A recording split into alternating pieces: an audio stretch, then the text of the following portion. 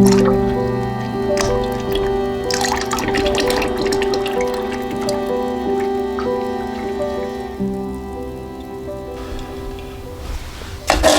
right, so this is a goat milk, oats, and honey soap that we're making.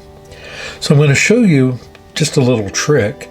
I don't think I've shared this before because, well, sometimes I do things differently. But I just have a little milk here in the bucket. And I'm going to take the oats that are going into this soap and I'm going to add them to a bit of milk. And there are more oats than there are milk here, but that's okay too. So before I add the honey, now this is Manuka honey, which is really thick. I've heated it just a bit to make it a little more usable. But what we're going to do is just give this a bit of a mix here. Nothing too much. Just want the oats to kind of mix with the milk. Now, why do this way? Well, this is going to make kind of a sludgy paste, but what it's doing, it's hydrating the oats before adding them into the soap. It can help to incorporate it much easier, makes mixing a lot easier. And in addition, the oats don't suck up too much of the liquid from your actual soap. I've discounted the, or not discounted, but I took some of the milk from the main recipe and I'm using it for this purpose. It just simplifies things. And where it really helps is with like the honey. Now some people don't like to add the honey to the very end, which I understand because it heats everything up. But in this case, by going ahead and getting it blended in with our oats and with a little bit of the milk, when we add it at the end, it will be much easier, so you don't have to overmix everything because it's already going to be this nice thick mixture, and it will just incorporate much easier. Many people suggest that you use a teaspoon of honey per pound. I always triple that to a tablespoon of honey. Now, can that cause overheating of your soap when in the cure phase? Yeah, it can.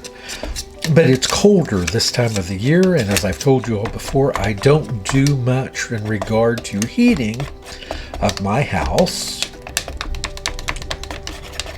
And so it stays, it doesn't get so hot. So I can add a lot of extra honey. So now we have our colloidal oats here, goat milk, and honey.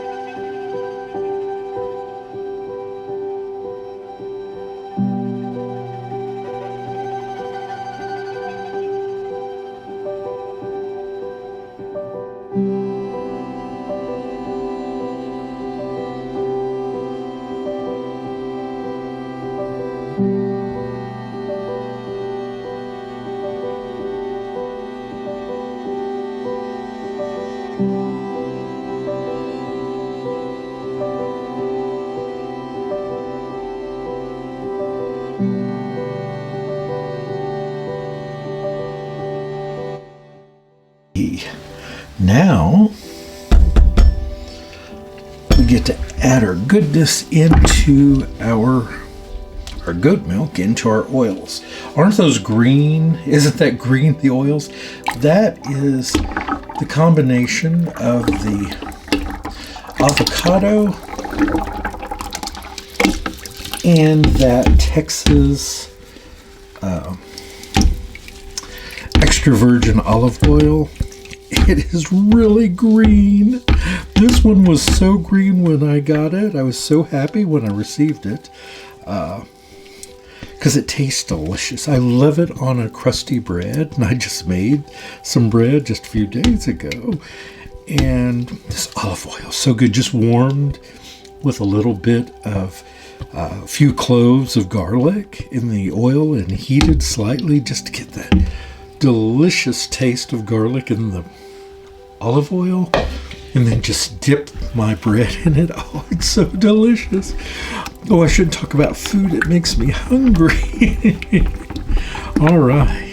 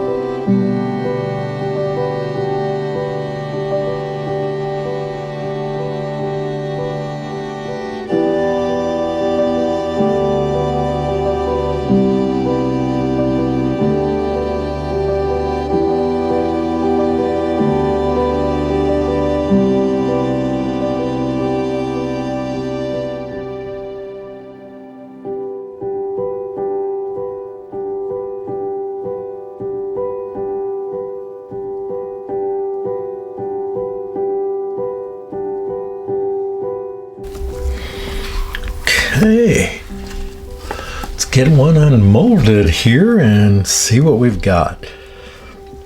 Because there's no design on the inside, you're going to get a pretty pure looking bar of soap. Beautiful. I love the look that the colloidal oats give to it. That's got that wonderful honey. Just delicious. So, a little cleanup here on aisle 3. There we go. Let's get the mold out of here. And let's get a loaf cut. Now, I'm not going to cut straight down because I don't want to push the oatmeal through the soap. So, on the side it goes. Not 100% sure that this... You know what? I just learned something about this cutter. It doesn't work on a really wide one like that. So you know what? I'm just going to turn it upside down, actually. That sounds odd, doesn't it? There we go.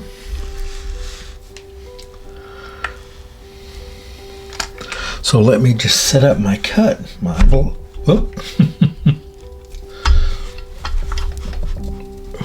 There we go.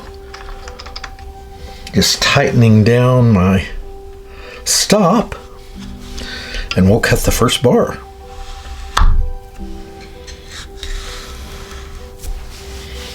Right.